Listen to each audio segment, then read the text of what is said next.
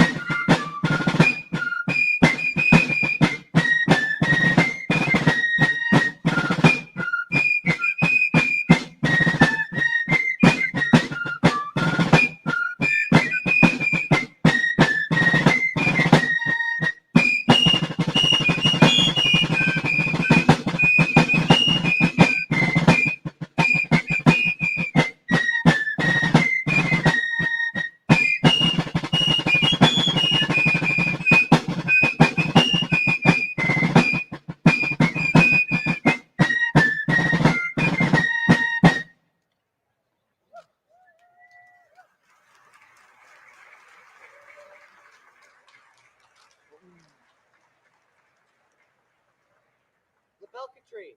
Drums, roll,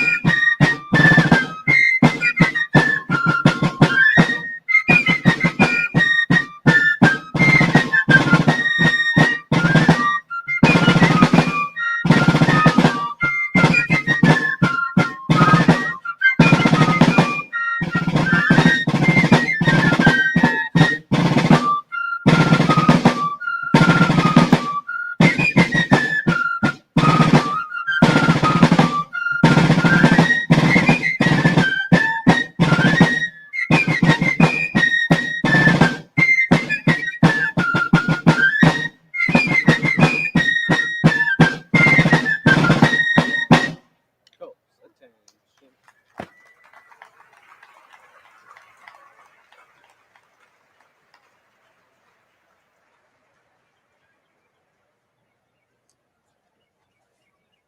York Fusiliers.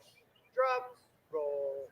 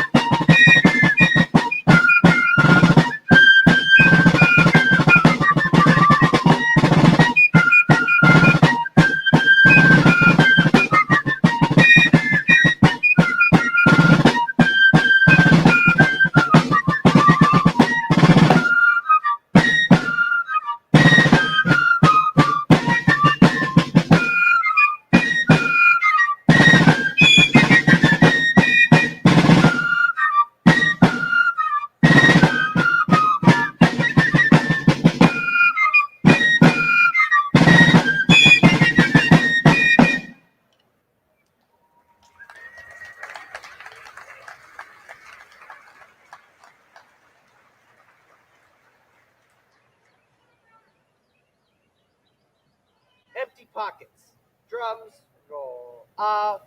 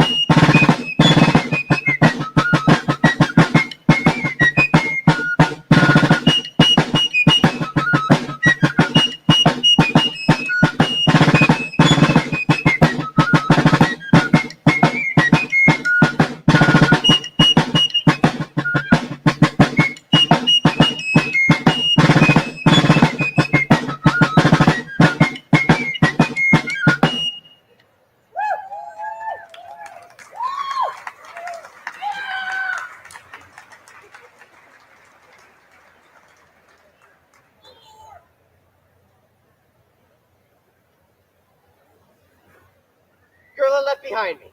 Drums, roll. Off. Cool.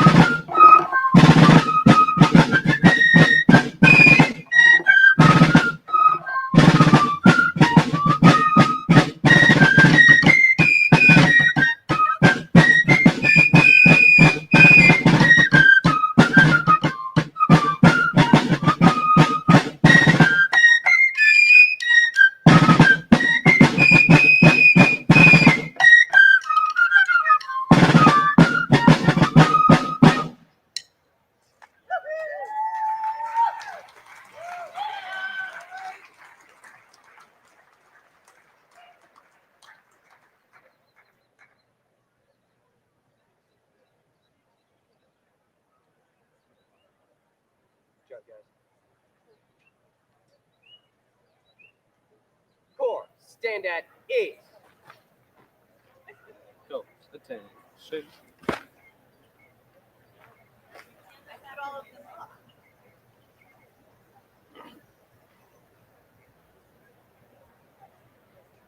Fight, rest, fight. Colors. Attention. As you work.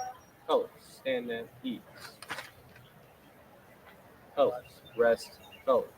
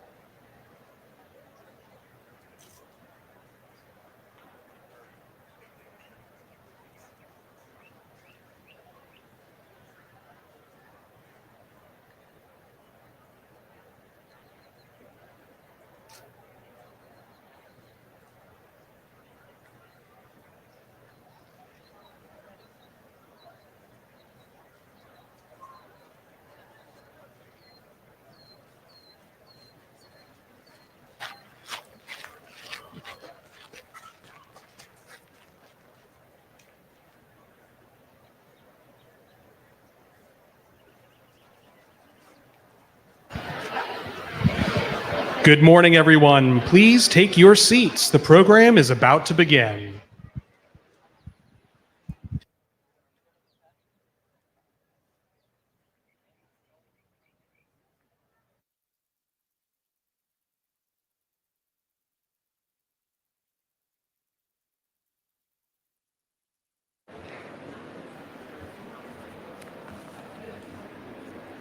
When in the course of human events, it becomes necessary for one people to dissolve the political bands which have connected them with another, and to assume among the powers of the earth the separate and equal station to which the laws of nature and of nature's God entitle them, a decent respect to the opinions of mankind requires that they should declare the causes which impel them to the separation.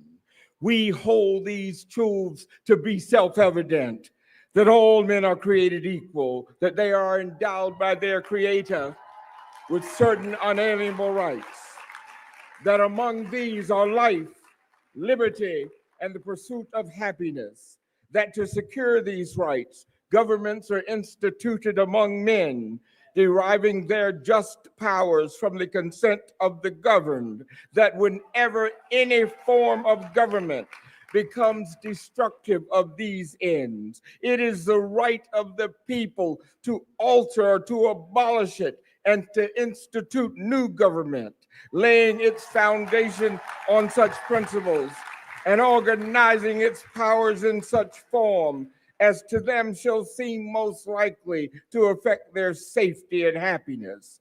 Prudence indeed will dictate that governments long established should not be changed for light and transient causes. And accordingly, all experience hath shown that mankind are more disposed to suffer while evils are sufferable than to right themselves by abolishing the forms to which they are accustomed. But when a long train of abuses and usurpations, pursuing invariably the same object, evinces a design to reduce them under absolute despotism, it is their right, it is their duty to throw off such government and to provide new guards for their future security.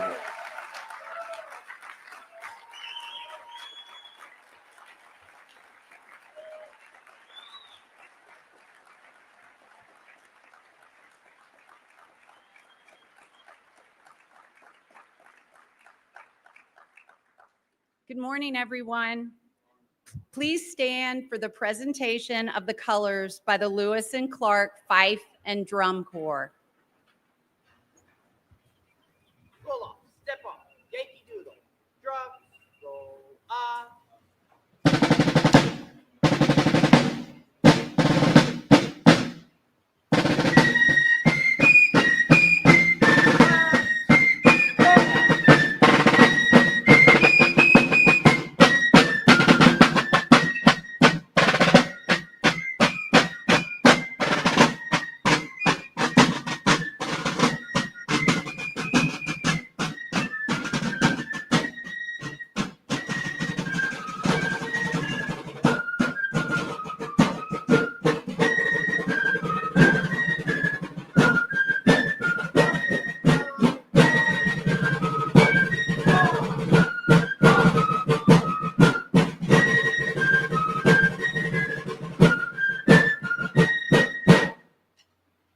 Core, facing to the left. Face. Reset. On.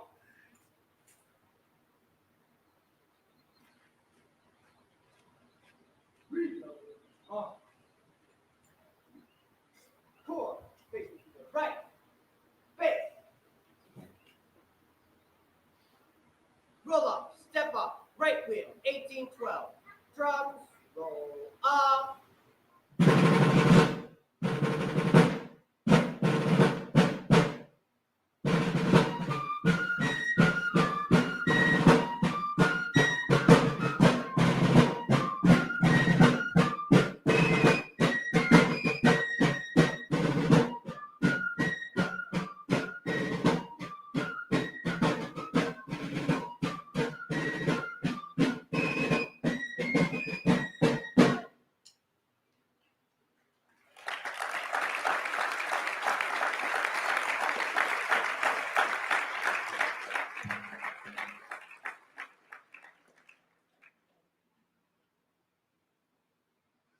Good morning again, everyone, and thank you for the wait. It'll be worth it here under this tent for the first time. Welcome to Monticello and happy Independence Day.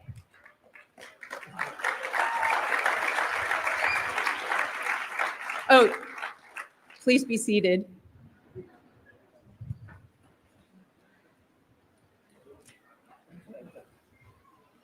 I'm Molly Hardy, Chair of the Board of Trustees of the Thomas Jefferson Foundation, and it is an incredible honor to be here with you all today.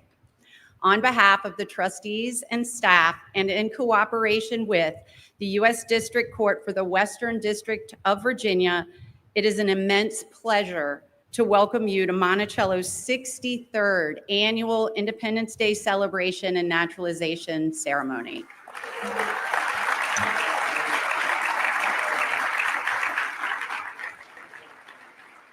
I'd also like to offer a warm hello to all of those watching online from around the world.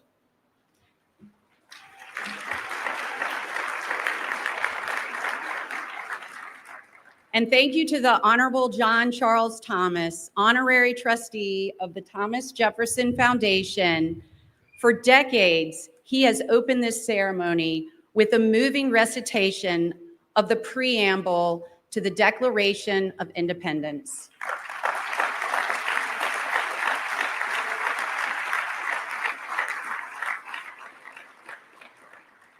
Since 1963, more than 4,000 people from every corner of the globe have taken the oath of citizenship here on this historic lawn at the home of Thomas Jefferson, primary author of the Declaration of Independence. The fundamental principles embedded in the Declaration, liberty, equality, and self-government, are still the basis for our nation's promise and its aspirations. Throughout our history, they have provided a rallying cry for freedom movements within our country and around the world. This morning, it is my pleasure to introduce Monticello's president, Dr. Jane Kaminsky. Jane is a leading historian of early America and the United States, author of numerous books, and a recent finalist for the National Book Critics Circle Award for biography. She is a firm believer in the power of this place, an advocate for the opportunities of the upcoming 250th anniversary of the Declaration of Independence, and a champion of the importance of civic friendship. We are excited and proud to have her at the helm. Jane, the podium is yours.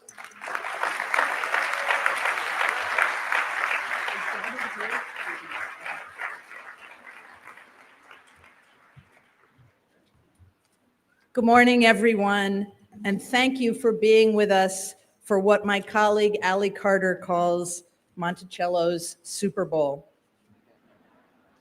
We're delighted to feature many partner institutions here today, and I'll shout them out at the end of the program.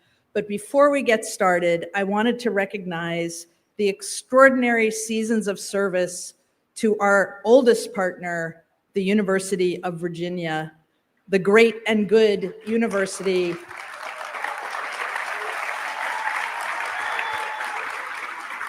The great and good university hatched from Thomas Jefferson's commitment to the public education of a virtuous citizenry.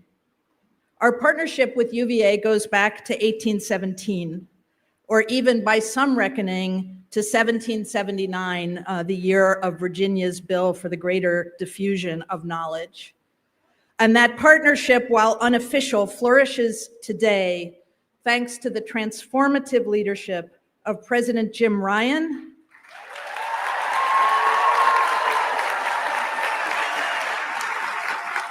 and of longtime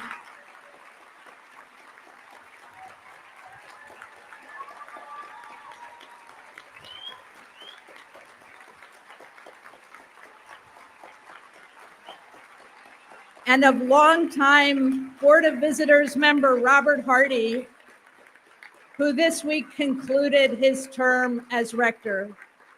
Let's take a moment to thank them both. They're with us online for everything they've done for their school, their community, their commonwealth, and their country.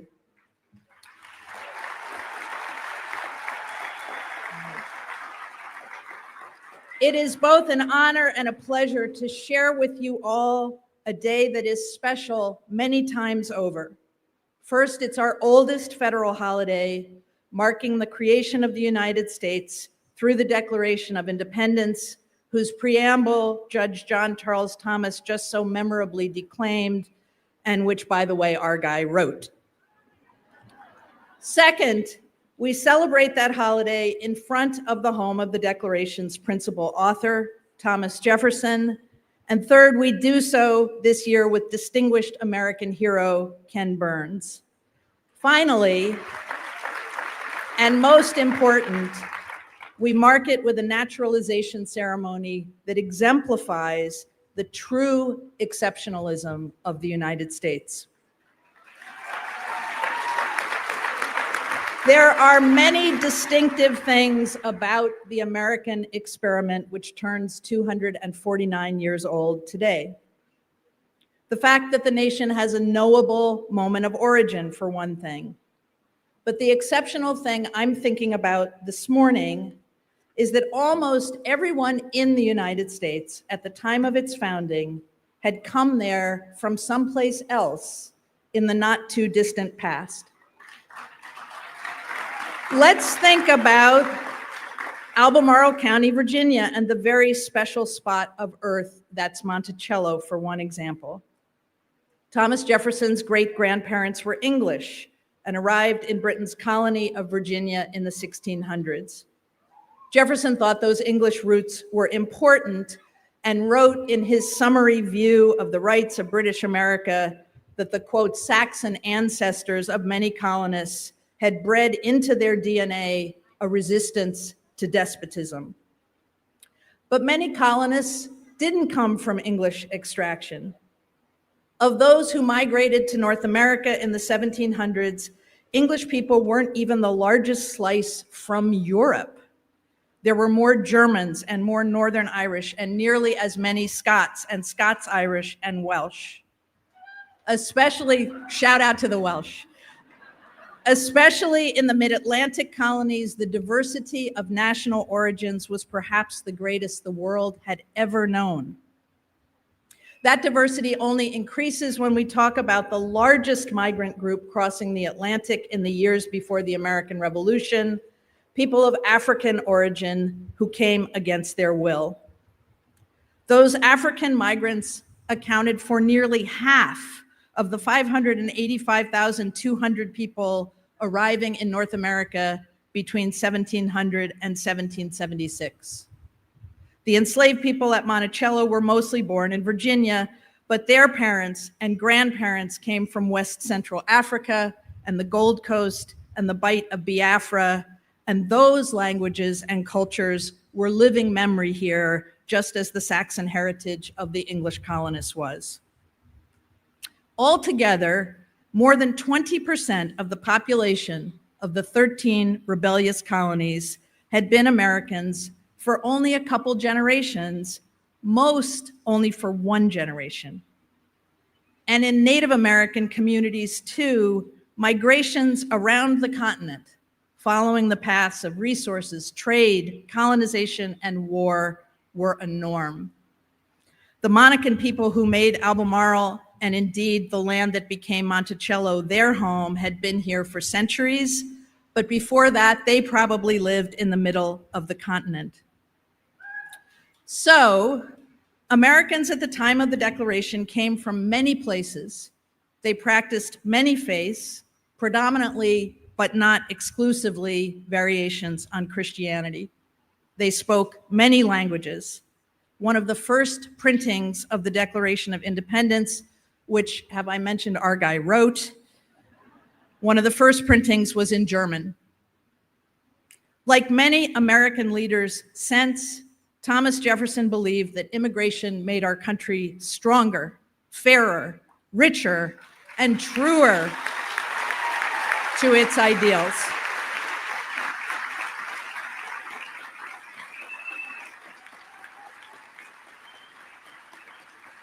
The ability to leave one's country and join another, Jefferson wrote in 1817, was a, quote, natural right, like our right of life, liberty, and the pursuit of happiness. He thought it was not only right, but strategic for the United States to be, quote, a sanctuary for those whom the misrule of Europe may compel to seek happiness in other climes. If the old world was Pharaoh's Egypt, the United States, he said, should be Canaan. we honor America's long history and Jefferson's vision today as we welcome 74 new United States citizens who came here from 40 countries from Afghanistan to Vietnam, across 5 continents.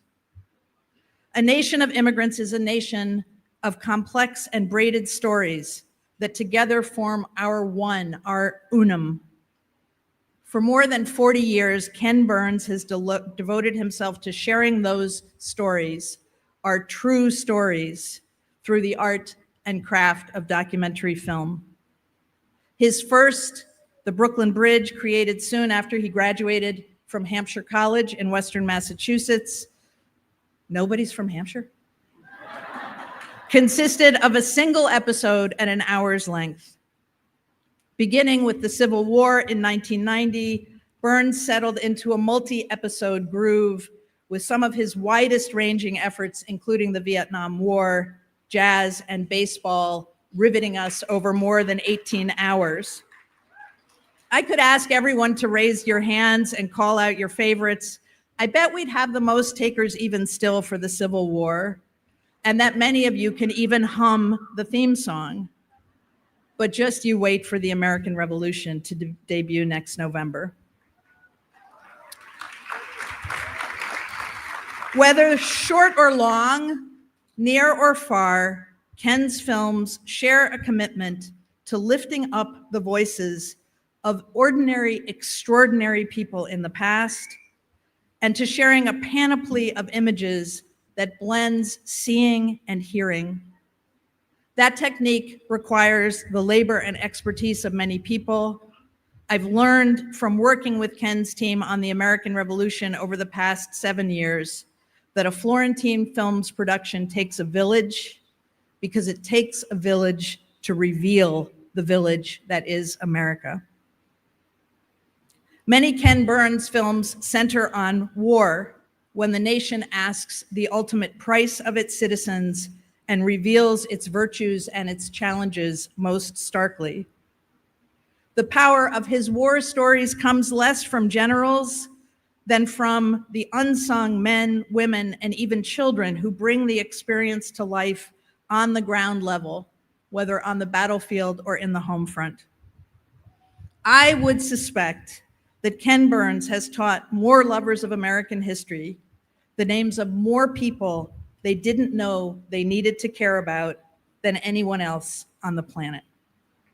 So there is no more fitting gift to any audience, and especially an audience of new citizens of this great and complex nation, than to hear words of wisdom from this great American. Ladies and gentlemen, Ken Burns.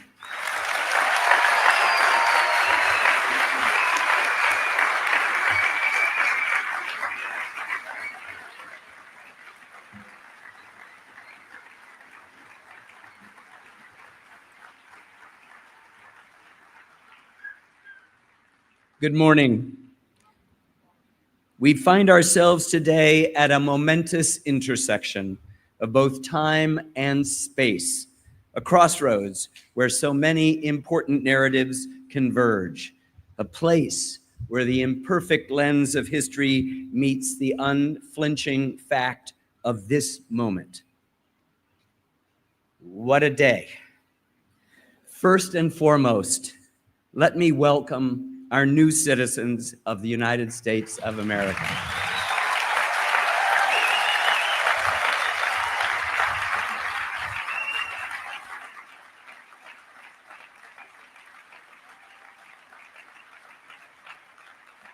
Besides being in a maternity ward, there is nothing more beautiful, moving, and hopeful than witnessing a naturalization ceremony.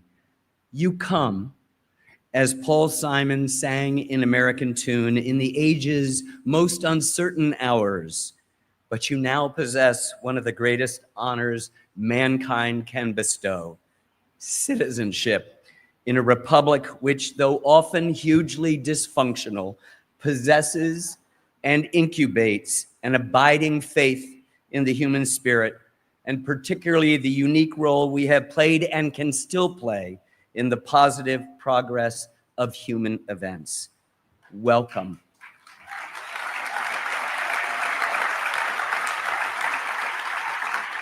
To Jane Kaminsky, president of the Thomas Jefferson Foundation and steward of Monticello, and to the members of its board of trustees, to the distinguished guests gathered here, and to my fellow Americans.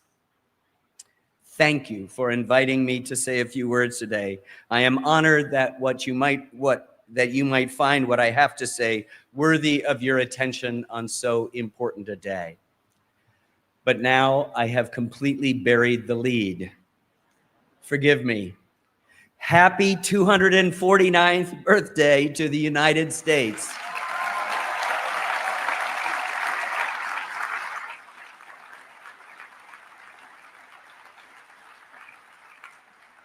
The 4th of July is by far my favorite holiday. I am usually home in New Hampshire.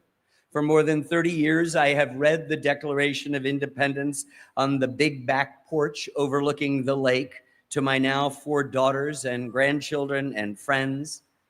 And the 1,337 words that created our country and ended with the phrase, "We mutually pledge to each other our lives, our fortunes, and our sacred honor." This is also the anniversary of the death, exactly 50 years after that founding, of both John Adams and the master of Monticello, Thomas Jefferson. So much to unpack today. The last time I think I was asked to speak here was in 1996, just as I was trying to finish a 2-part, only 4-hour biography of Thomas Jefferson, trying to get to the heart of who this man really was.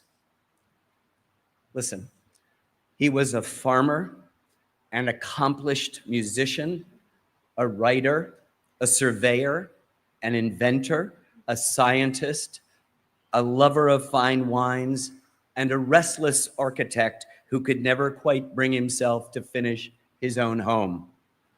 He was a statesman who was twice elected president of the United States, but did not think his presidency worth listing among the achievements on his gravestone. He was a lifelong champion of small government who took it upon himself to more than double the size of his country. He distilled a century of Enlightenment thinking into one remarkable sentence: the purest expression of freedom and liberty the world knows. Yet he owned more than 600 human beings and only freed perhaps 10 of them. Thomas Jefferson was a shadow man, said John Adams, who was first his friend, then his enemy, and then his friend again. His character, Adams continued, was like the great rivers, whose bottoms we cannot see and make no noise. He remained a puzzle even to those who thought they knew him best, embodied contradictions common to the country whose independence it fell to him to proclaim in words whose precise meaning Americans have debated ever since. Thomas Jefferson comes at us in a blizzard of facts. He was, for a time, the second largest slaveholder in this Albemarle County. His distant cousin was John Marshall, the Chief Justice of the Supreme Court, and they battled, as Jefferson and Adams would, constantly over whose vision of the nation would prevail. During his stay in France, Jefferson sent a set of encyclopedias home to his friend James Madison because he thought they might be useful in writing a constitution. And he personally brought back from Paris a device to make pasta. In the contested election of 1800, anti-federalist governors threatened to march on Washington with their militias if the House denied Jefferson the presidency. He saw the land he had purchased from France for $15 million in the greatest land deal in history as a treasure house of the unprecedented, and then sent his troubled young secretary west to see what he'd gotten for our money. And the third president of the United States said, "The greatest service which can be rendered any country is to add a useful plant to its culture." and he did. More than anything, I think we are drawn to Thomas Jefferson's words: brilliant, reasoned, frustrating, unexpectedly moving. Think about it, please. In 1776, kings still ruled in France and Britain. A czarina in St. Petersburg, a sultan in Constantinople, a divinely invested emperor in Beijing, and a shogun in Japan. But in Philadelphia, a group of men met there to see whether they might be able to govern themselves. So listen to the familiar words anew that Judge Thomas read so beautifully. We hold these truths to be self-evident, that all men are created equal, that they are endowed by their Creator with certain unalienable rights, that among these are life, liberty, and the pursuit of happiness, that to secure these rights, governments are instituted among men, deriving their just powers from the consent of the governed, that whenever any form of government becomes destructive of these ends, it is the right of the people to alter or to abolish it, and to institute new government, laying its foundation on such principles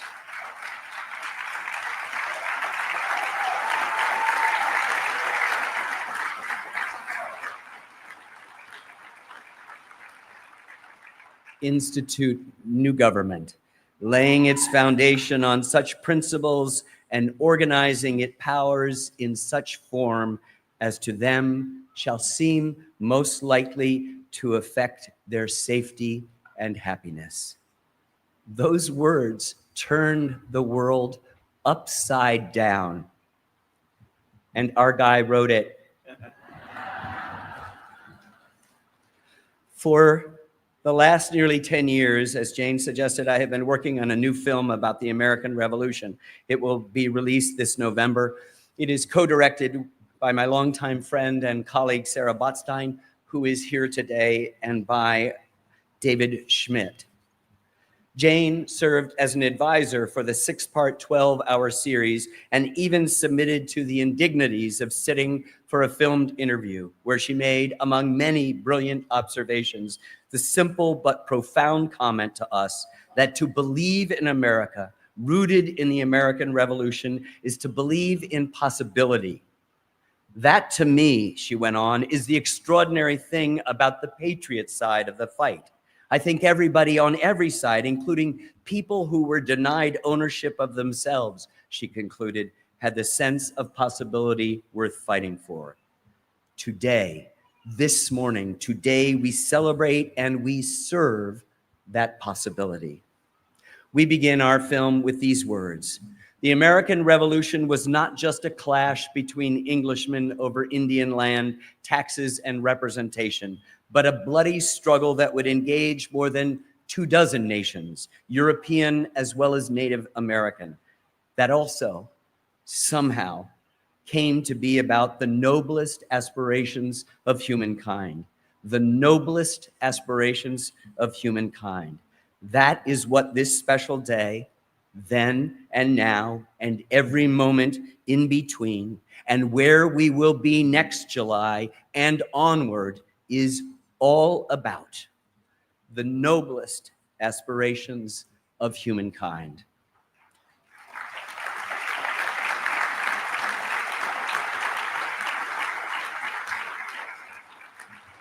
All of the usual top-down figures are in the film: George Washington and John Adams, Alexander Hamilton and Samuel Adams, James Madison and Benjamin Franklin, etc., and of course, Thomas Jefferson. But with these familiar and at times unapproachable founding fathers, we have tried to pierce the veil of sentimentality and nostalgia and try to make them real, flawed, as well as extraordinary human beings. As Jane herself says on camera, do not look for gilded statues of marble men. They were not that, and neither are we. And then there are, of course, founding mothers too.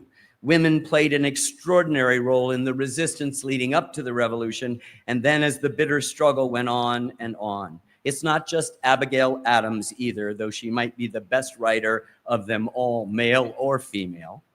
There's Mercy Otis Warren, a philosopher and historian of the period, and myriad other so-called ordinary women and men who populate our series. Rebecca Tanner, a Mohegan woman, lost 5 sons fighting for the patriot cause. Betsy Ambler of Yorktown, Virginia, was 10 when the war began and later wrote a beautiful memoir for her sister, born during the struggle, too young to remember what had happened. John Greenwood was 14 and Joseph Plum Martin was 15 when they signed up to fight for the cause of liberty. James Fortin was born free in Philadelphia and at age 9 was in the crowd at the Pennsylvania State House that heard the Declaration of Independence read to the public for the very first time. Fortin took the promise of the Declaration to heart and never once questioned whether its self-evident truths applied to him. They did. The Loyalist perspective is represented too in agonizing detail in the stories of men, women, and children who decided to remain true to their sovereign and fight for the British. Vermonter John Peters is obliged, as he said, to destroy a childhood friend attacking him during the Battle of Bennington. There are many other battles, particularly in the South, where Americans are fighting and killing only other Americans, Native, Black, and white. Our revolution, we must be honest, was a devastatingly violent struggle with proportional suffering to our Civil War. Many years ago, while working on another documentary series, I came across a curious little book by Robert Penn Warren called The Legacy of the Civil War. And on those pages, I stumbled across an extraordinary passage that led me back to our revolution and to Thomas Jefferson. The Civil War is, we must say, Warren wrote, the prototype of all war. For in the persons of fellow citizens who happen to be the enemy, we meet again with the old ambivalence of love and hate, and with all the old guilts, the blood brothers of our childhood. All the self-divisions of conflicts within individuals become a series of mirrors in which the plight of the country is reflected, and the self-divisions of the country, a great mirror in which the individual may see imaged his own deep conflicts, not only the conflicts of political loyalties, but those more profoundly personal. Thinking about Warren's stunning quote, I am drawn inexorably to Jefferson and his central role in our country's often conflicted psychology. He is a kind of Rosetta Stone of the American experience, a massive tectonic intelligence that has formed and rattled the fault lines of our history, our present moment, and if we are lucky, our future. As the scholar Joseph Ellis commented in an interview for that film, he is the greatest enigma among major figures in American history. And I think we're attracted to him in part because of his mysterious character. If he were a monument, he would be the Sphinx. If he were a painting, he would be the Mona Lisa. If he were a character in a play, he would be Hamlet. Everywhere we turn, he and his incandescent ideas are there looking over our shoulder. When we talk about separation of church and state and prayer in the classroom, school vouchers and federal funding for parochial education, Thomas Jefferson is there looking over our shoulders. When we debate states' rights versus big government, Thomas Jefferson is there looking over our shoulders. When we think about the intractable problems in our country born of race, that is to say, the differences between people based solely on the color of their skin and not, as Dr. King said, on the content of their character, Thomas Jefferson and his agonizing internal contradictions are there, looking over our shoulders, making us who we are, for better and for worse. So how do we mediate the self-divisions, as Robert Penn Warren would say in Thomas Jefferson, and ourselves? We want so to decide, to nail him down. Is he good? Is he bad? Is he a Democrat? Is he a Republican? Is he mine? Is he yours? He is both, and we are both, and he and we are in this together. The greatest service we can do, render to Jefferson and our country, is to accept his self-divisions as a great mirror of our own possibilities and failings, and to go forward. As he himself said, every human being must be viewed according to what it is good for none of us, no, not one, is perfect.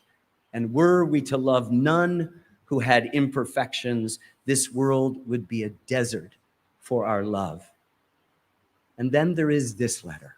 He wrote to his new old friend, John Adams, toward the ends of both of their long lives, in the greatest correspondence between public figures in American history, when they discussed so movingly their creation, their invention, the United States of America.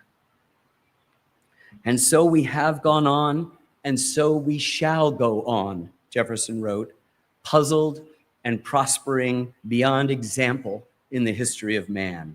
And I do believe we shall continue to grow, to multiply and prosper until we exhibit an association powerful, wise, and happy beyond what has yet been seen by men. I like the dreams of the future better than the history of the past. So good night.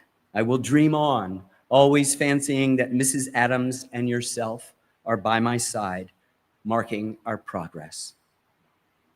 Puzzled and prospering beyond example in the history of man. Isn't that it? Once in those final years, John Adams wrote to Jefferson, "We ought not to die," he said, "before we have explained ourselves to each other. We ought not to die before we have explained Thomas Jefferson and our equally complicated founding story and country to each other. Thank you, Mr. Jefferson. Thank you, Mr. Adams. Happy birthday to us. And welcome, new citizens, the most important office in the land, to the United States. Help us exhibit an association powerful, wise, and happy beyond what has yet been seen by men. Thank you.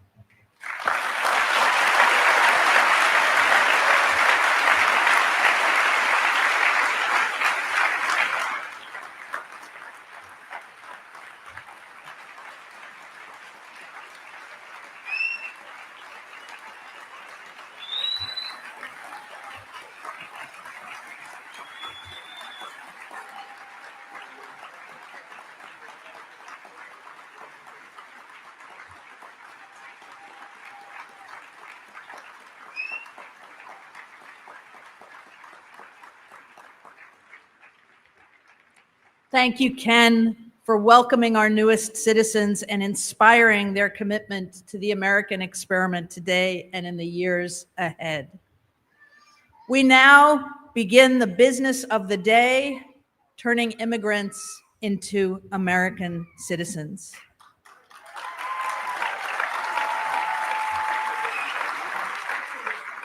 For 63 years, Monticello has been able to host this ceremony because of the generosity of the Chief Judge of the Western District of Virginia and their associates who travel to be with us on this holiday, much as judges rode their circuits to hold court back in Jefferson's time.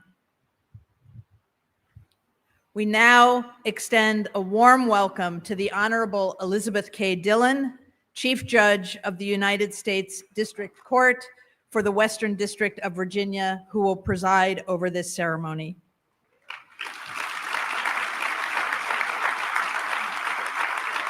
Judge Dillon is joined by the Honorable Zachary Lee, Acting United States Attorney for the Western District, the Honorable Michael Urbanski, the Honorable Rebecca Connolly, the Honorable C. Kaylani Memmer, Ms. Mary Reguire, and U.S. Marshal Tom Foster, who will now open the court.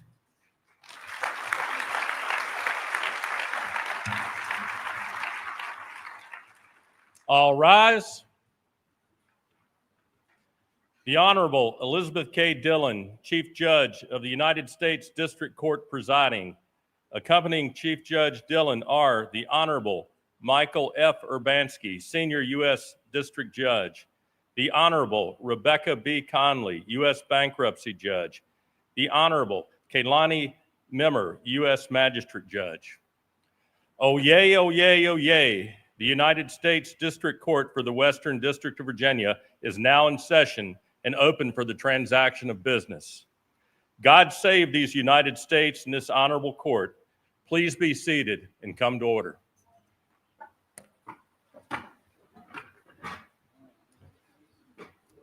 Good morning and happy Independence Day.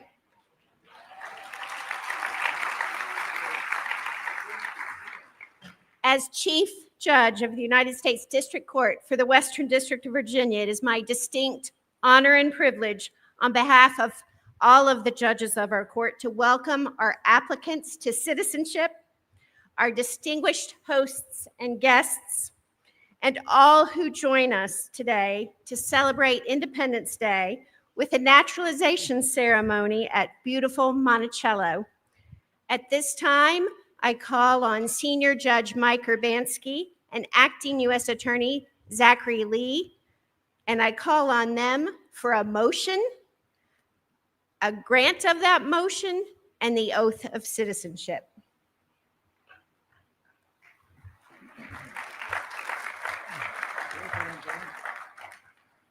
Petitioners, please stand to take the oath of citizenship.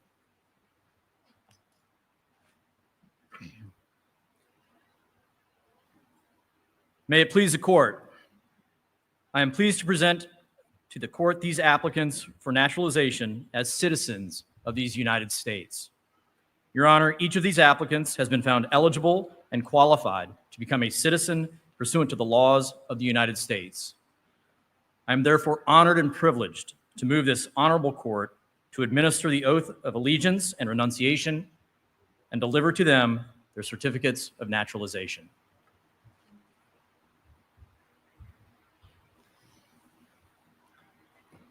Good morning. I'd like to say hello to everybody who's here under this new fancy tent. Thank you to Dr. Kaminsky for that. I'm Mike Urbanski, Senior District Judge, and it's a real privilege to welcome you all, as well as all of those who are watching around the world on the streaming service, including my 3 grandchildren who are watching from Purple Mountain Majesties across the country.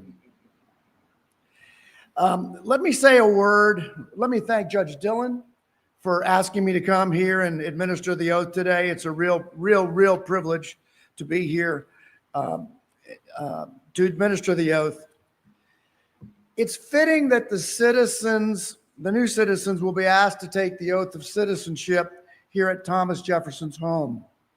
The reason I say this is because during his first term in office, President Thomas Jefferson took up the issue of naturalization in his first annual message to Congress, now referred to as the State of the Union Address. A few months later, on April 14th, 1802, Congress passed the first naturalization law, providing that persons qualified to become new citizens take an oath of citizenship before a federal court. And the oath that these folks assembled before us are about to take is the same oath contained in the Naturalization Act of 1802, and which has been sworn to by generations of new citizens since that time. So 223 years ago, Thomas Jefferson signed into law the statute authorizing what we're about to do here together. And it's appropriate that we do it here. I would like to ask each of you, please, to raise your right hands and repeat after me. I hereby declare on oath that I absolutely and entirely renounce and abjure all allegiance and fidelity to any foreign prince, potentate, state or sovereignty, of whom or which I have heretofore been a subject or citizen, that I will support and defend the Constitution and laws of the United States of America against all enemies, foreign and domestic, and that I will bear true faith and allegiance to the same, that I will bear arms on behalf of the United States when required by law, and that I will perform non-combatant service in the armed forces of the United States when required by law, that I will perform work of national importance under civilian direction when required by law, and that I take this obligation freely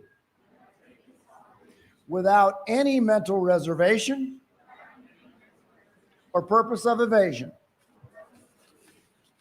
So help me God. I would like to grant the motion made by my friend, the acting U.S. Attorney, Zachary Lee, and Judge Dillon will present your certificates of citizenship. The motion's been granted. We have 74 new citizens.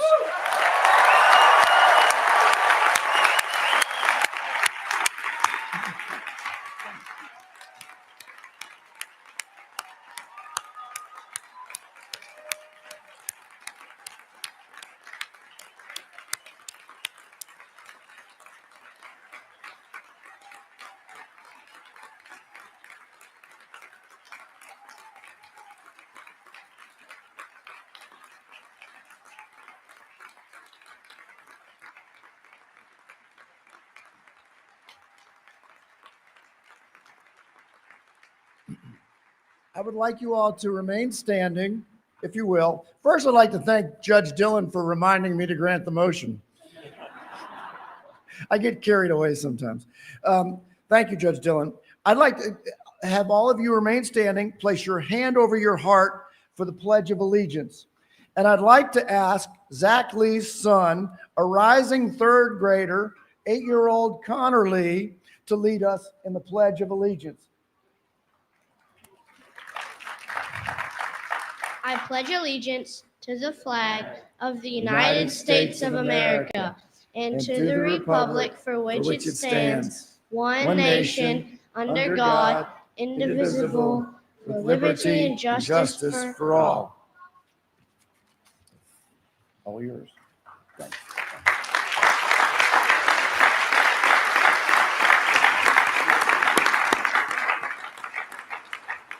You may be seated. At this time, I call on Mr. Lee for the presentation of the individual certificates of citizenship. Mr. Lee.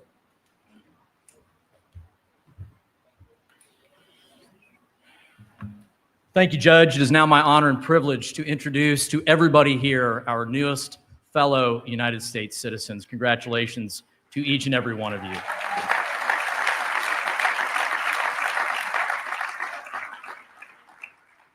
Rohina Naqshbandi.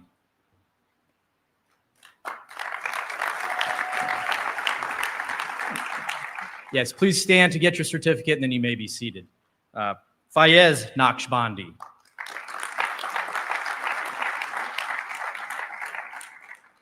Christoph Helmut Peter Herpfer.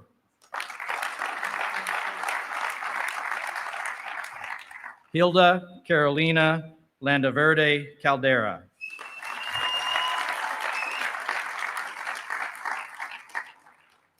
Zendeji Fajia Sahi.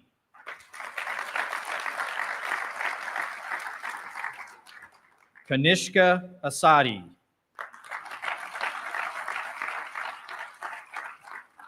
Derek Venantius Naughton.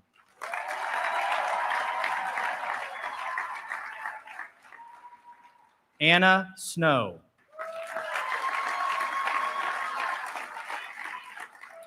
Raubab Hosseini.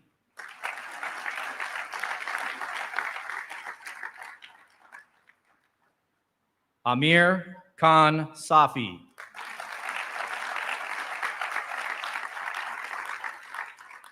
Sam Hosseini.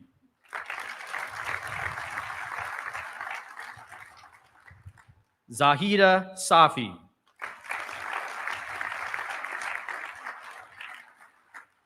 Sarah Hosseini.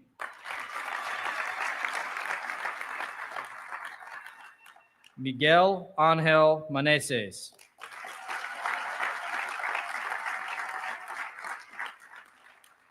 Jennifer Chavez Carreno.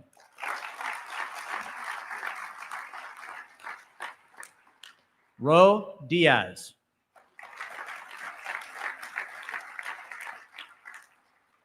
Gerald Stanton Smith.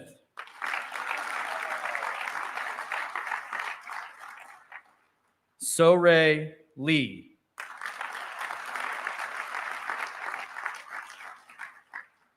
Yoon Park.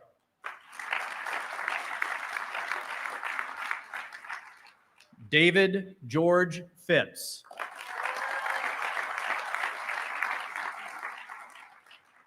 Krista Barcenas Clark.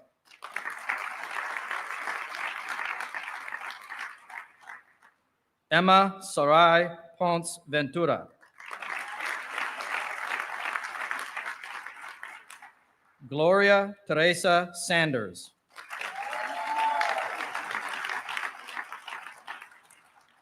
Edward Sihan Tu. Mark Santugini.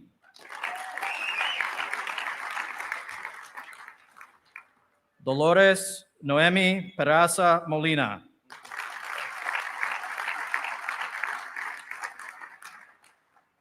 Farial Taisir Abu Kalam.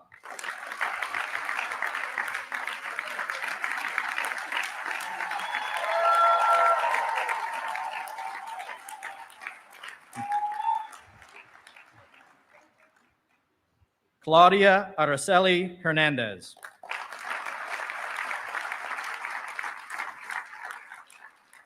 Taib Sayed Sadat. Farida Hila.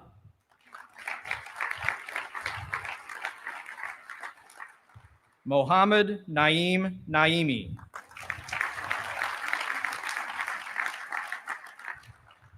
Maya Sanvong Smith.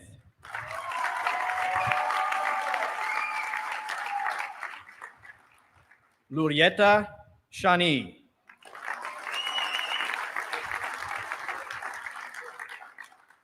Julius Love Demone.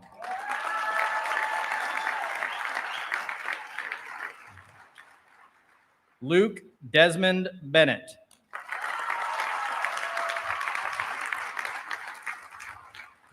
Gisela Alonso Mojica.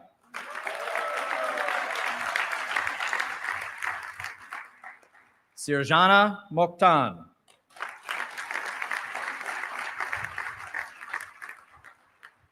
Juan Ferlandi Lopez Villatoro.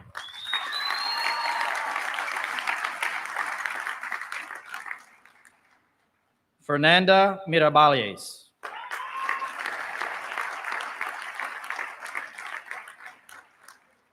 Ruby Vera Sumner.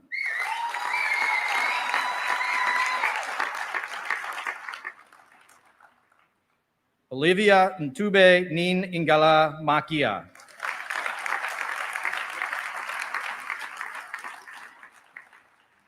Laura Janet Deem Vanderwerf.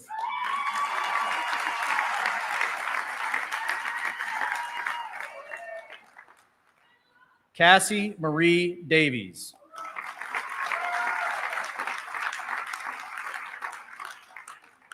Keisha Latoya Williams Edwards.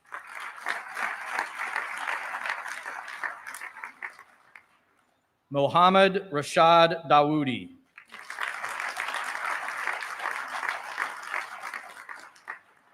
Fahad Ahmad Bishara.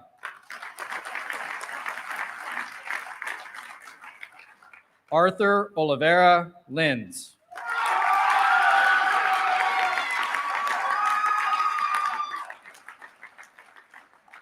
Maggie Daka Walton.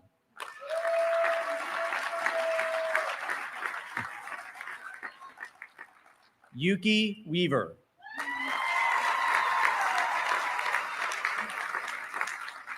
Ivy Din.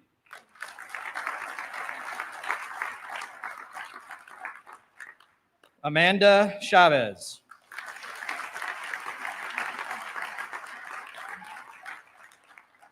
Per Olaf Scholander.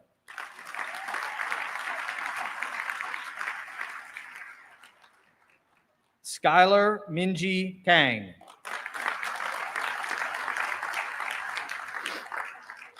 Faustina Kepoda.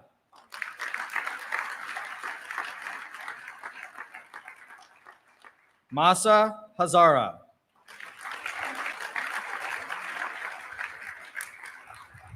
Carlos Felipe Vina.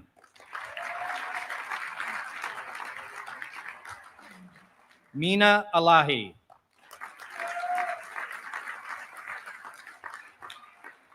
Sonia Amodzai.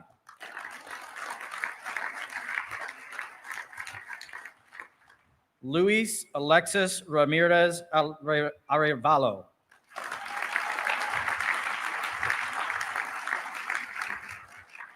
Naresh Yadav.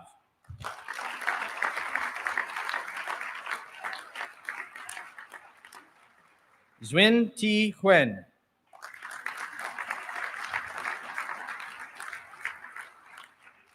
Analia Robles Guerrero Jones.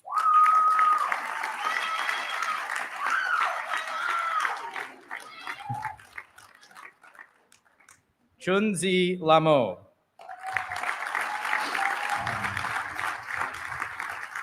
Jesse Lee Jensen.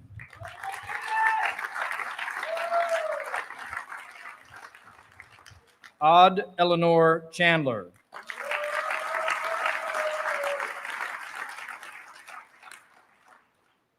Chagozi Ndidi Amaka Kingsley Abe.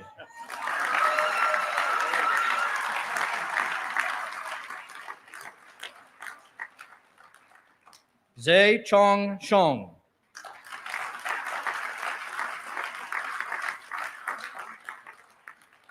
Carla Rodriguez Santana.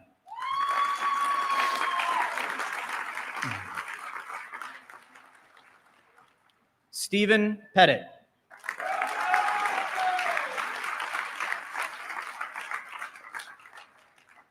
Gilda Luz Klusman de Rivera.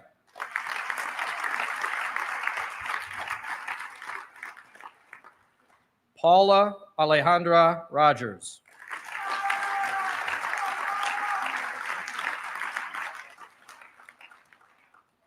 Matumaini Namawandu.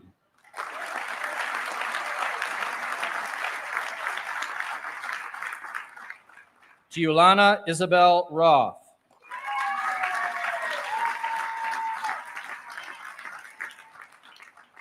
And Kyle Henry Folkard.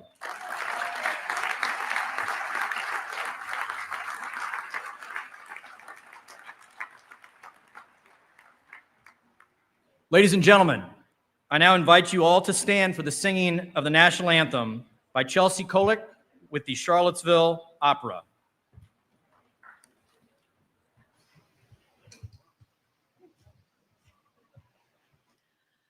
Oh, say, can you see by the dawn's early light what so proudly we hailed at the twilight's last gleaming, whose broad stripes and bright stars through the perilous fight o'er the ramparts we watched were so gallantly streaming, and the rocket's red glare,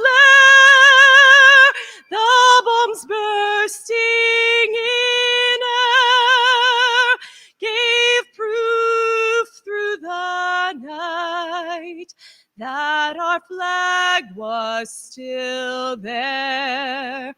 Oh, say does that star-spangled banner yet wave o'er the land of the free and the home of the brave?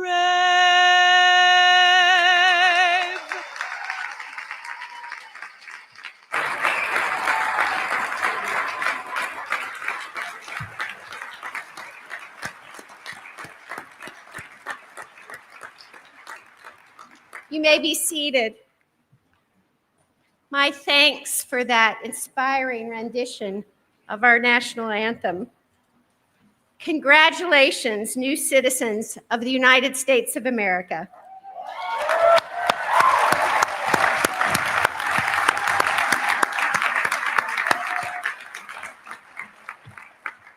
The joy on your faces has filled my heart with joy today, so thank you. Thank you for your hard work in achieving this goal. Thank you for sharing your talents, contributions, and culture with our country. And thank you for reminding me and others how fortunate we are to be citizens of this country. It is a status that we sometimes take for granted.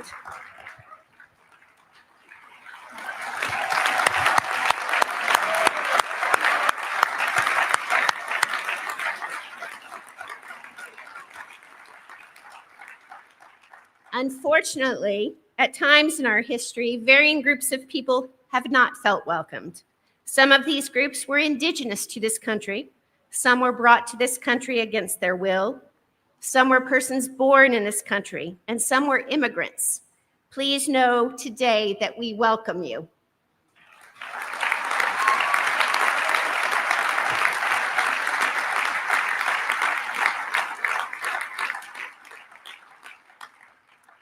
President Woodrow Wilson, in an address to new citizens in 1915, said, "If some of us have forgotten what America believed in, you, at any rate, imported in your own hearts a renewal of that belief.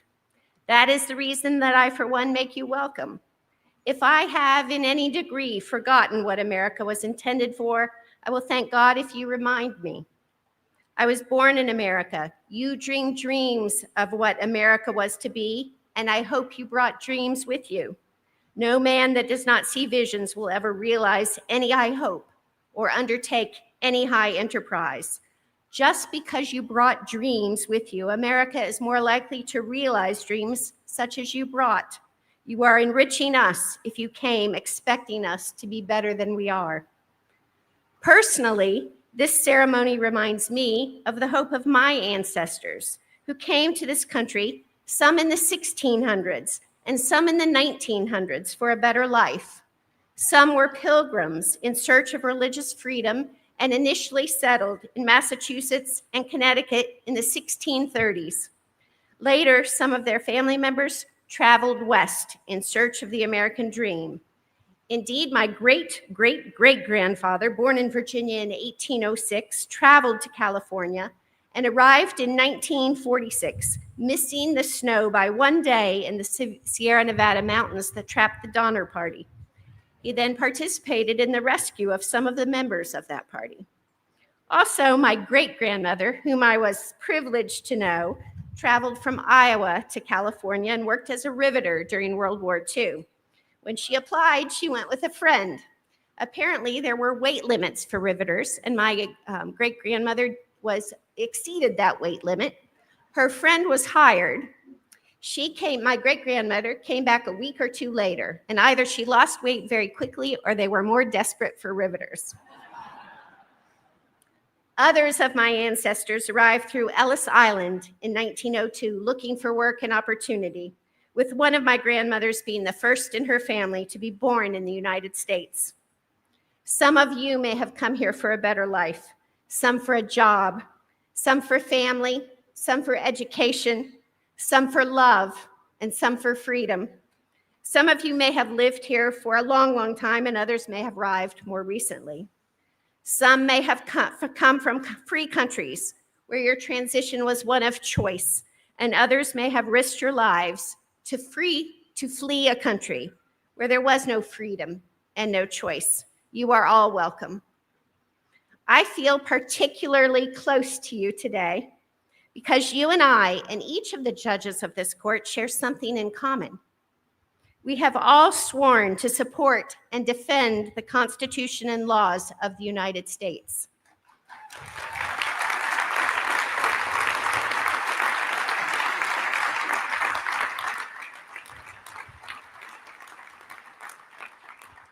That is an awesome and weighty obligation. As new citizens and judges, that means we have responsibilities. We must learn about and understand the Constitution and the rights it provides to us, and importantly, the rights it provides to others. We must support it and defend it, even if at times we don't agree with it. And we must do so even when it bestows rights upon persons with whom we disagree. That is our responsibility.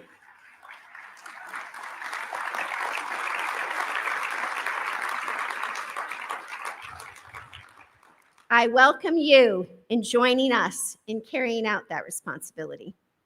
And also protecting the freedom we enjoy are the members of the armed services and their families. They have sacrificed and continue to sacrifice for us.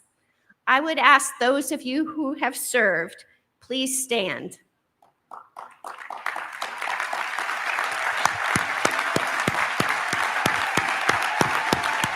And your family members.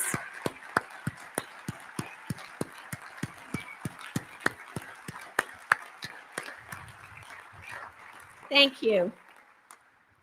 To the newest citizens of the United States of America, hold your head high and remember, we welcome you and we are proud of you.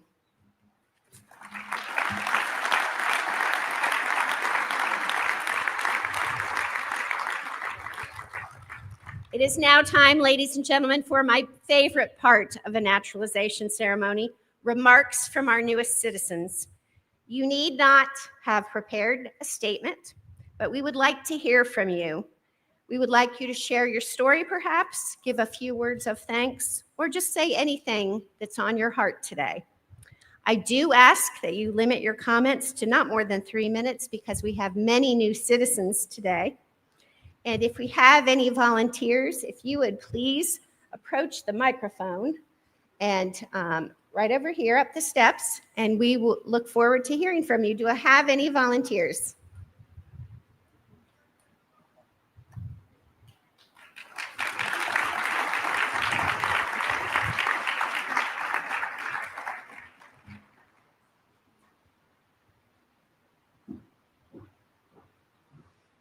Yes. Whichever works. Hello, everyone. My name is Wajiha Sai.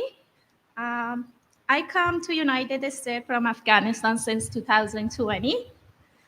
Leaving my home country was not easy, but it was necessary for my safety, freedom, and my girl's future. Over there, both of them. And as a woman in Afghanistan, I lived with many restrictions and a few opportunities. I dreamed of a life where I could speak freely, study, grow, and live with dignity. Sorry, I was shaking.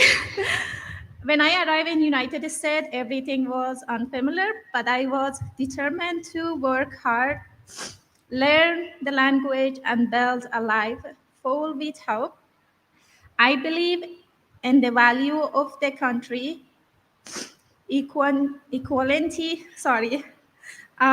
justice, and opportunity for all. Today, on July 3rd, Independence Day, I proudly took the oath of citizenship. It was a day I will never forget, become an American citizen, and as such as meaningful day makes this moment even more special.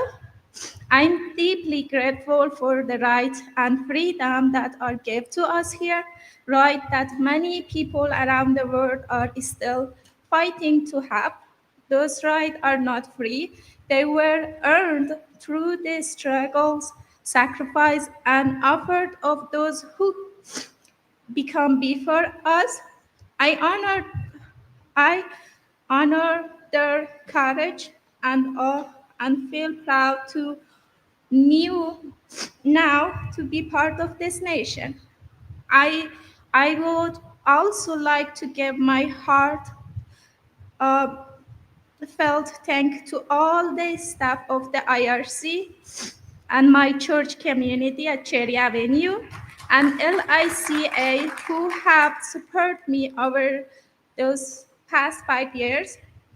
Their kindness and encouragement gave me a straight moved to the to this, for without of them as an Afghan woman, I feel incredible, thankful, and honored to be welcomed into a society that respects humanity, um, dignity, and gives women the chance to live fully and freely.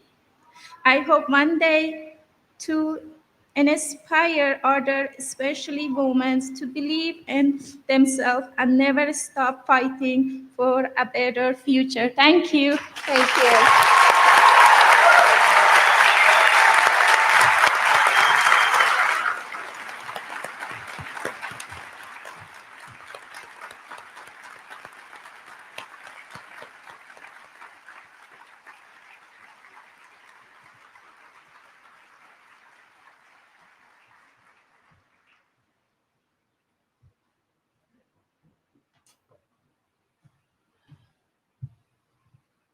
Wow. Wow. Good morning. I'm honored to stand here today among so many others who've traveled very different paths to this moment. I came to America first in 1997 as a student working summers in Nantucket. Like many stories, mine starts simply, but changed my life forever. In 1999, I met Jamie. She believed in me, stood by me, and with her parents, Mike and Karen, sponsored me for my green card in 2004. Jamie has now been my wife for over 20 years. I would truly be lost without her, and I'm forever grateful to her and to her family for opening their hearts and home and giving me a chance. In 2005, we moved to Charlottesville to begin our life together in a town where we knew no one. Now, nearly 20 years, 3 sons, Finton, Driscoll, Senan, and a handful of dogs later, we built a life I'm deeply proud of.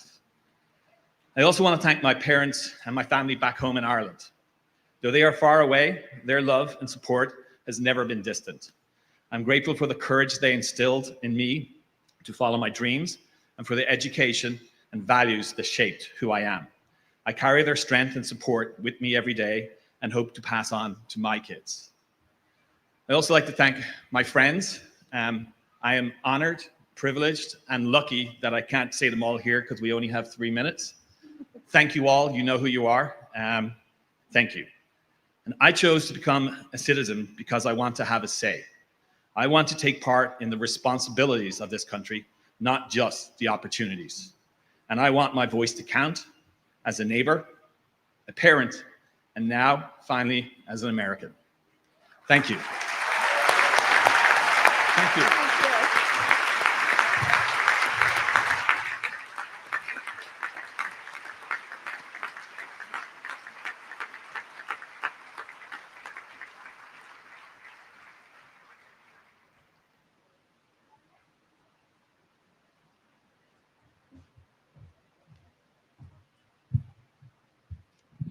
Hi, everyone. My name is Anna, and I didn't prepare a speech, but I just wanted to say how grateful I am to be standing here and to become a citizen of the United States, and how thankful I am to America for all the wonderful people that I've met here, and my husband, my parents-in-law, all of my friends, and community that I had that I have here, and yeah, all the opportunities that America gave me is just I just feel so blessed. I wish you all happy 4th of July, and God bless America. Thank you.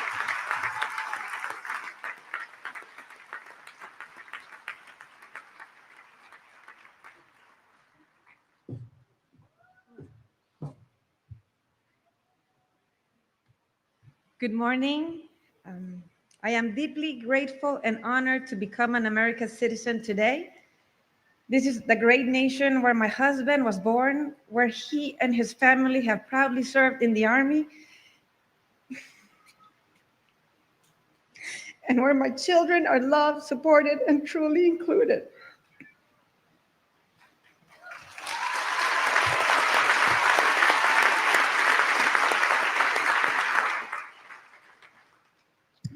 Never did I imagine that my ceremony would take place here at Monticello, and I have a big imagination. What an incredible gift. Thank you. Thank you.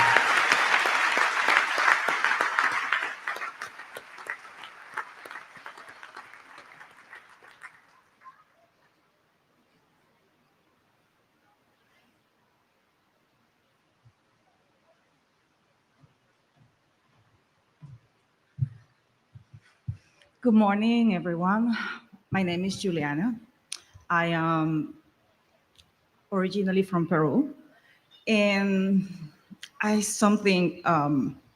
didn't prepare this, but so I always, the most part of my life, I say, I love my being here. I'm never gonna move. But one day, I met someone. I fell in love of this wonderful guy who is my husband now. And well, this guy just changed my mind. So after a few years, we decide I have to take the decision to pack everything in two luggage and move with the love of my life and start a new life here as a family. It has been a long way. It has been a long ride. It was a challenge to learn a new language. It has been a challenge to being in a different culture and learn and relearn a lot of things. But I think even with all this challenge, I always have the support of my husband and my kids. And they has been teaching me a lot, including English. They are really great teachers. I would say I'm so glad to be part of this nation today. I'm so glad to be part of all these wonderful opportunities that the United States has been providing and giving to me and to us as an immigrants. We are going to keep contributing now in a better way, in another way, as a citizens. We thank you to my kids, Aaron, thank you, baby. Thank you, Elena, Rebecca, and Ryan, and my neighbors who are here. They're as a family to me. I want to say I'm so proud to be here, and thank you for all this wonderful support. Happy July 4th. Thank you so much. Thank you.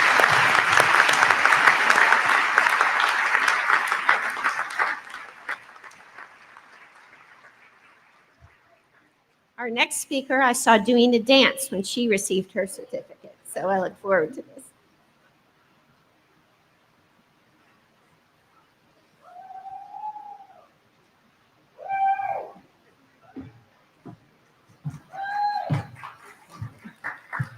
Hello, everyone. I am happy today to see you all here. Thank you so much for you. My name is Feryal, and I am from Syria. I am very happy to be here today. Can you move a little And closer? even more, Can you move a little closer to the happy microphone that for us? family is here with me, becoming a U.S. citizen means a lot to becoming a USA citizen means a lot to me. It is a new beginning and a big dream come true. Wow. Thank you for welcoming me and my family. I am bored and excited to be a USA citizen. Thank you for everything. Thank you, state. Thank you, my family. Here, my son. Here, my son and his wife, my daughter and her husband and her baby. Thank you all. Thank you. I am happy today. Thank you so much. Thank you.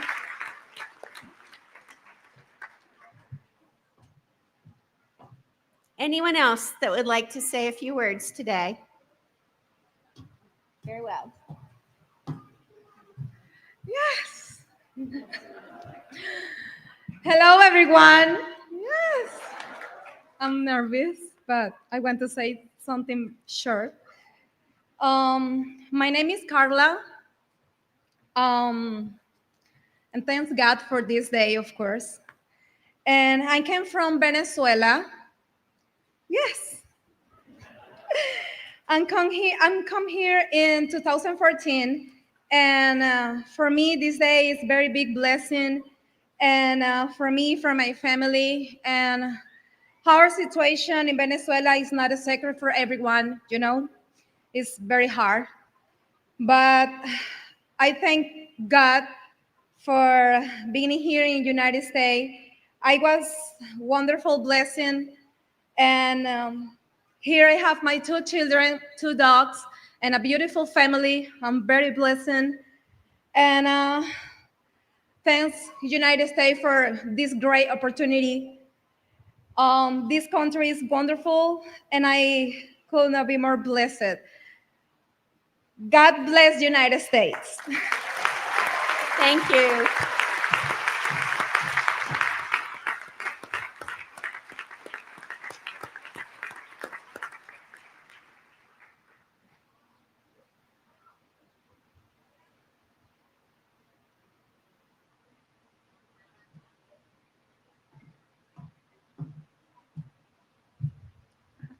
Hello, everybody. Good morning.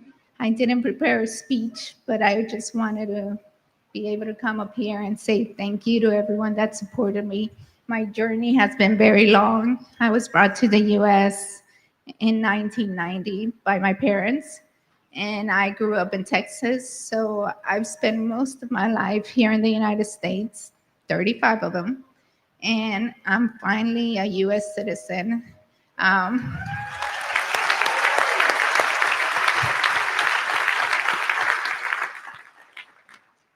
I just want to make sure that you know, whoever's listening, I'm a teacher, so I always have that teacher in me. Don't give up. You can do it as long as it takes. Just keep your head up high. You can do whatever you want in life. So, like Dolores Huerta says, sí se puede, sí se puede. Thank you.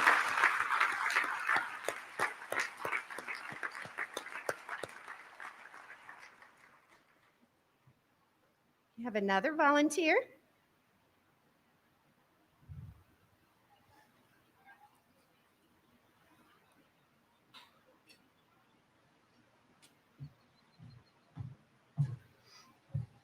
Hello, everyone. First, first of all, I want to thank God and my mother who were always by my side. My wife and my beautiful daughters, thank you for supporting me on this long way. And it's a blessing to belong to this great country. Thank you, everybody. Oh, and my new baby is on the way. Thank you.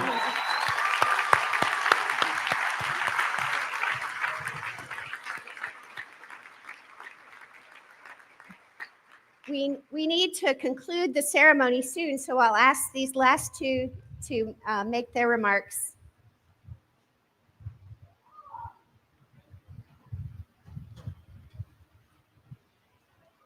I did prepare some, but I'm not going through it. So, first of all, I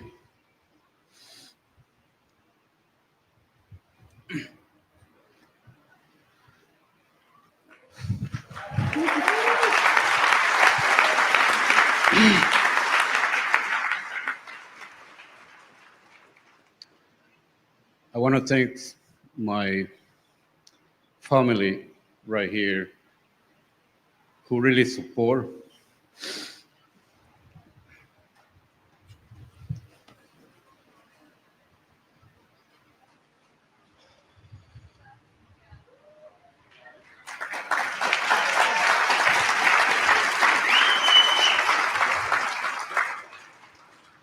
Who really support me, and especially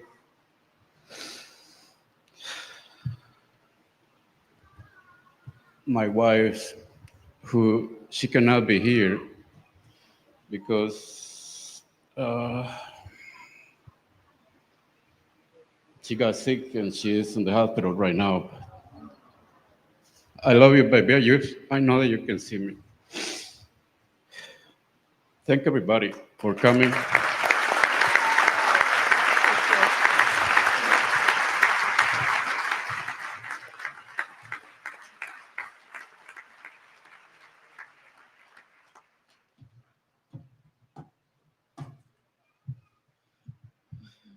Good morning, everyone. I didn't plan to say anything, but I just think it would be unfair for me not to say a word.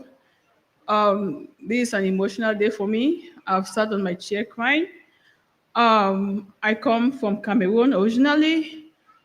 I was born into a lower class family, and my daddy died when I was really young. I think I was in the second year university, leaving behind 5 kids with a mom who doesn't work. So we had to survive. And all the time I used to remember my dad's words: focus on your studies, focus on your academics. Your academics will take you further. We might not be wealthy, but your academics will take you further wherever you want to go. And it's through the academics that I came to this country. I first lived in Europe to do my master's. And one thing I would say this day is that the US is really a country of opportunities, because I've lived in Europe and I've lived in the US, and it's day and night. The difference is day and night. When you have your qualifications, have a PhD, the opportunities are there. There is no discrimination, no racial discrimination. When you're qualified for your job, they give you the job. And that is one thing I would say about the US. And being a citizen today is a dream which I wish my father was alive to see this dream, because who could have told him that his peasant daughter will one day become a citizen of the greatest country on earth? So I just want to thank God and thank the US for the opportunities it has given me to live a life that I never thought I would live. My family is still back in Cameroon, my mom, but they are also blown away by this day, the fact that I am becoming a citizen. So thank you so much. Thank you.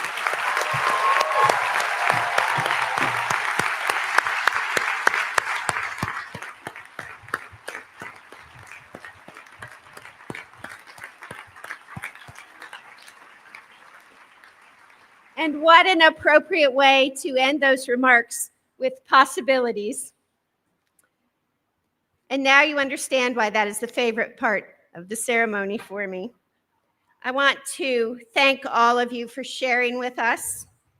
Thank you for celebrating with us today. I'm so grateful to Monticello and the Thomas Jefferson Foundation for hosting us and providing an inspiring venue on what is a beautiful day. This has been truly a joyful Independence Day. At this time, I call on United States Marshal Tom Foster to adjourn court.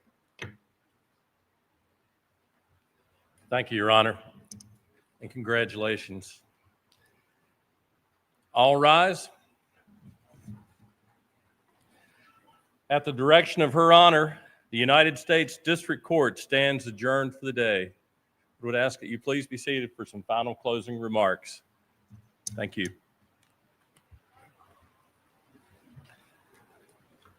I know I am the last thing standing between you and a root beer float, but I have some important thank yous, and let me ask you to remain seated for them.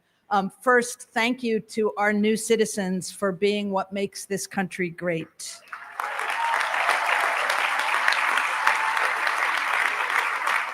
Thank you all for joining us today. As you can imagine, it takes a lot of people and support to make this event possible.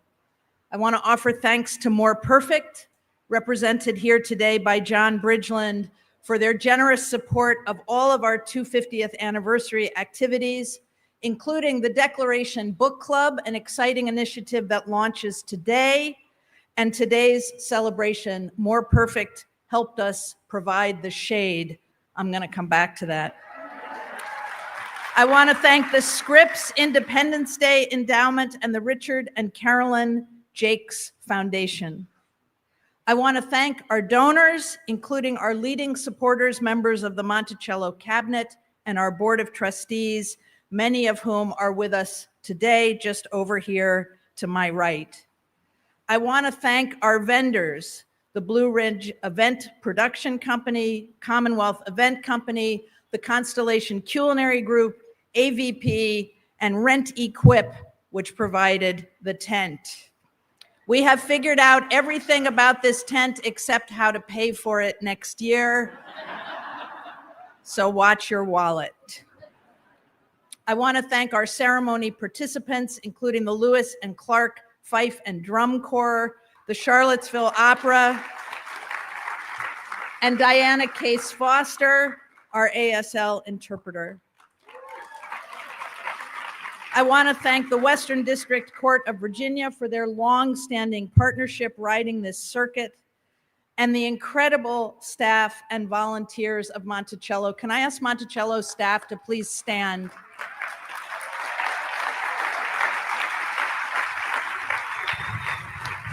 The operations plan for this event today is 30 pages long, and it includes the work of almost everybody on this staff, from accounting to archaeology to buildings to communications, developments, events, guest services, grounds, and on through security and transportation. Jefferson and Adams famously died on the 4th of July. Among Thomas Jefferson's last words were, "Is it the 4th yet?" I think our staff is asking, "Is it the 5th yet?" And thank you, almost. We're almost there. After the ceremony, please visit our community partner village right behind you and meet the incredible organizations making a difference in our community. We're so grateful they joined us today, and they allow us to be in fellowship with them both on and off the mountain. We also have music, kids activities, and a pop-up Monticello shop, including tastings of our new beer called the Rough Draft, after Jefferson's rough draft of the Declaration of Independence, and a reminder that we are all still together, the rough draft, and it's made with Monticello peaches. After you leave here, we hope you'll stop by Jefferson Vineyards, which is open tonight until 8 p.m. with live music. And Monticello is also a proud sponsor of tonight's Charlottesville Spectacular Fireworks Show happening at Carter's Mountain right down the road. Finally, a logistical note, if you need to get back to PVCC, shuttles are waiting to take you right where they drop you off. And with that, thank you and happy 4th of July.